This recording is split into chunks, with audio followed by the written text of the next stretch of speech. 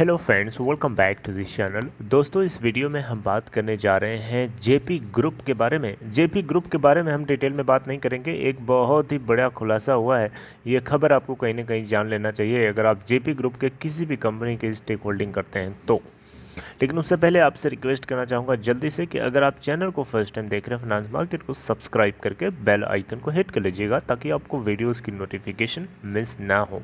और दूसरी चीज़ कि अगर आप डीमैट अकाउंट या ट्रेडिंग अकाउंट ओपन कराने के लिए इंटरेस्टेड हैं, अगर आप नए हैं स्टॉक मार्केट के लिए आना चाहते हैं, डिस्क्रिप्शन बॉक्स में दिए हुए लिंक को फॉलो करके आप चाहें तो अपस्टॉक एक बढ़िया प्लेटफॉर्म है, आप चाहें तो वहाँ पर आ सकते हैं। बहुत ही सिंपल है। ओके, चलिए बात करते हैं जेपी ग्रुप के बारे में। दोस्तों, आपको पता है जेपी ग्रुप कोई छोटा मोटा ग्रुप नहीं, एक बहुत बड़ा वेल रेपुटेड ग्रुप था। लेकिन धीरे धीरे सिचुएशंस ख़राब होती गई, क्योंकि ख़राब करने वाले अकेला कोई एक आदमी नहीं होता, या एक कोई लेडी या कोई एक पर्सन नहीं होता, कई लोग होते हैं। कई लोगों की इस तरीके की मेंटालिटी होती है जो इस कंपनी के रेपुटेशन को डाउन करते हैं। और ऐसी ही कुछ सिचुएशन होती हुई आपको दिखाई दे रही है इस आर्टिकल के अंदर। इकोनॉमिक टाइम्स के इस आर्टिकल के अंदर मैं आपको बताना चाहूँगा कि यहाँ पे जो कुछ हुआ है, ऐसे लोगों की वजह से कंपनी के नाम बदनाम किए जाते हैं। और फाइनली दिक्कत ये आती है कि सफ़र किसको करना पड़ता है? स्टेक होल्डर्स को करना पड़ता है। कंपनी के प्रमोटर को ज़्यादा सफ़र नहीं करना पड़ता, उससे ज़्यादा तकलीफ़ होती है उस कंपनी के स्टेक होल्डर्स को। राइट, ये बहुत ही दुख देने वाली बात है। अब देखिए यहाँ पे ना, जेपी ग्रुप के जो फाउंडर हैं, आपको पता है जेपी ग्रुप के फाउंडर कौन है? ये बताने की ज़रूरत नहीं है जेपी गौर जी को। जेपी गौर की डॉटर जो है, ये आप देख सकते हैं, ये जेपी गौर की ये डॉटर हैं। राइट, और ये कौन है? ये इनके हस्बैंड हैं। इनके ना ये दीक्षित जी हैं और ये गौर हैं। दोनों ने इंटरकास्ट मैरिज करी है, ये बात आपको बताना चाहूँगा, पता भी होगा आपको। तो आप देख सकते हैं, daughter son in law of JP founder held. किस लिए भाई? दोस्तों, यहाँ पे पता चला है कि दिल्ली पुलिस की इकोनॉमिक ऑफेंस विंग यानी EOW ट्यूसडे के दिन इन्होंने अपडेट किया है कि इन्होंने रीता दीक्षित, अब ये दीक्षित क्यों हो गई, रीता गौर से रीता दीक्षित क्यों हो गई, ये आपको पता होना चाहिए। विजयकांत दीक्षित जो कि दीक्षित हैं, इनके साथ इनकी मैरिज हुई है, तो अब इनका सरनेम इनके नाम के साथ लग गया। तो आप कंफ्यूज ना होइए। रीता दीक्षित एक्चुअली में रीता गौर हैं और ये जेपी गौर की डॉटर हैं। तो रीता दीक्षित और विजयकांत दीक्षित, इन दोनों लोगों को दिल्ली पुलिस की इकोनॉमिक ऑफेंस विंग ने अरेस्ट कर लिया है। किस लिए अरेस्ट किया है? क्योंकि इन्होंने कुछ फॉल्स प्रॉमिस किए थे और उस किए हुए प्रॉमिस को इन्होंने जो है पूरा नहीं किया। तो एक तरीके से देखा जाए तो लगभग 12 करोड़ रुपए, जी हाँ 12 करोड़ रुपए का इन्होंने मिस एप्रोप्रिएशन किया है। जो भी इसके इन्वेस्टर्स थे, अभी आपको बात समझ नहीं आ रही है इन्वेस्टर्स कौन से इन्वेस्टर्स भी, तो दोस्तों आपको समझाना चाहूँगा डिटेल में। देखिए, हुआ ये कि इन्होंने 2014 में, आई थिंक सही है ना, 2014 के आसपास यहाँ पे मेंशन था, हाँ 2014 के अंदर इन्होंने एक मॉल प्रोजेक्ट ओपन करने के लिए प्रॉमिस किया था और लॉन्च किया था बेसिकली एक मॉल प्रोजेक्ट ओपन करने के लिए। और इसके लिए इन्होंने बहुत सारे बायर्स से ऑलरेडी मनी ले रखा था। Right, pretext of giving them shops by they failed to deliver on the promise, यानी जो इन्होंने प्रॉमिस कर रखे थे उसके मुताबिक इन्होंने डिलीवरी नहीं कर पाए।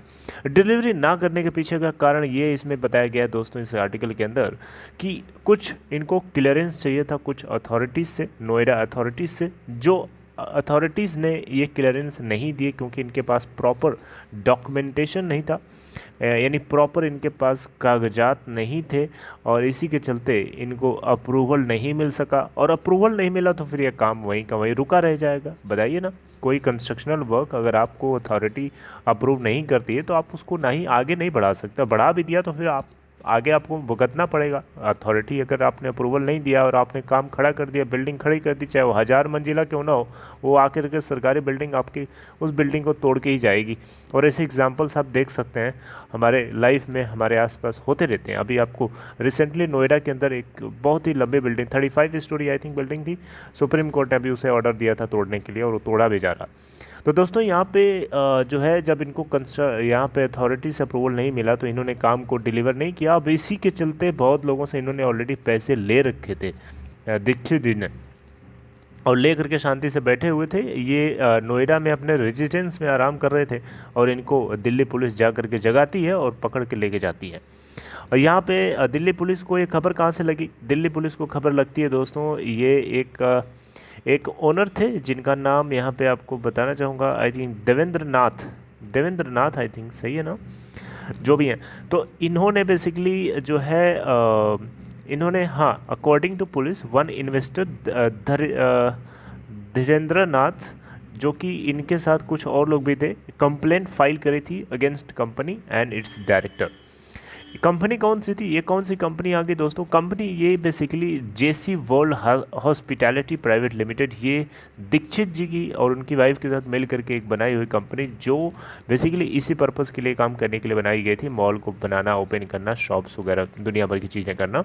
तो इन्होंने अपने प्रोजेक्ट को डिलीवर नहीं किया था, इसके चलते इन्होंने, यहाँ आप देख सकते हैं, ये जो इन्वेस्टर है जिन्होंने शॉप बाई कर रखा था, जिनको डिलीवरी नहीं दे पाए, इन्होंने 1.75 करोड़ रुपए का अमाउंट जो इंस्टॉलमेंट्स के रूप में 2014 से लगातार दिया है। और इनको इनकी शॉप नहीं मिली 30 महीने के भीतर दीक्षित जी ने प्रॉमिस किया था, लेकिन ऐसा कुछ हुआ नहीं, जिसके चलते यहाँ पे जो है इन्होंने कंप्लेंट फाइल करी और इनके साथ कुछ और लोगों ने फाइल करी और फाइनली पता चला कि इनको अरेस्ट कर लिया। तो दोस्तों, इस पूरी स्टोरी से आपको क्या बताना चाहता था मैं? इसे यही बता रहा कि जेपी ग्रुप को बदनाम करना एक तरीके से हुआ कि नहीं हुआ, बताइए। ये क्या इमेज सोसाइटी में क्रिएट करी? स्टेक होल्डर्स की नज़र में ये क्या इमेज पॉजिटिव है? बिल्कुल नहीं है। पॉजिटिव कैसे हुई?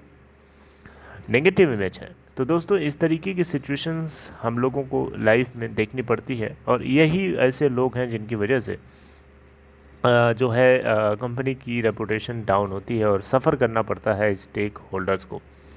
यहाँ पे इनकी दीक्षित की गलती नहीं है, गलती ये है इनकी कि इन्होंने पैसे ले रखे थे। पैसे इनको नहीं लेने चाहिए थे। पैसे लेने से पहले इनको ये बोलना चाहिए कि जब क्लियरेंस हो जाएगा उस समय आप डिपॉजिट करिएगा। पहले पैसे लेके रखने का मतलब क्या है? आप फ्यूचर को थोड़े जानते हो कब क्या हो सकता है, कहीं से अप्रूवल ना मिले या मिले, पैसे तो आता है आपकी जेब से खुद ही निकल जाता है, हवा की तरह उड़ जाता है और फिर आप एक तरीके से लाइबल बन जाते हो पर्टिकुलर एंटिटी के लिए या पर्सन के लिए। So before taking money from anybody you should not promise anything. यानी आप प्रॉमिस लेने के बाद, प्रॉमिस आप तभी करिए जब आपको लगता है कि वो चीज़ ऑलमोस्ट होने वाली है या हो सकती है, राइट। और मनी उसके बाद लिया जाता है, पहले लेके रखने से इस तरीके की सिचुएशन आती है और फिर आदमी लास्ट में कर्जेदार बन जाता है और डूबने वाली सिचुएशन हो जाती है। बहुत सारे एग्जांपल्स आपके सामने अनिल अंबानी से लेके दुनिया भर के लोगों का पड़ा हुआ है, आप देख सकते हैं, राइट। तो दोस्तों, अगर आपको ये जेपी ग्रुप को लेकर के अपडेट अच्छी लगी तो आप इस वीडियो को लाइक शेयर कर सकते हैं। बाकी मैंने आपको अपने तरीके से बताने की कोशिश करी, बिल्कुल फ्रेंडली तरीके से। आपको जो है ये बात कहीं ना कहीं पता होनी चाहिए थी। Take care friends, this is all.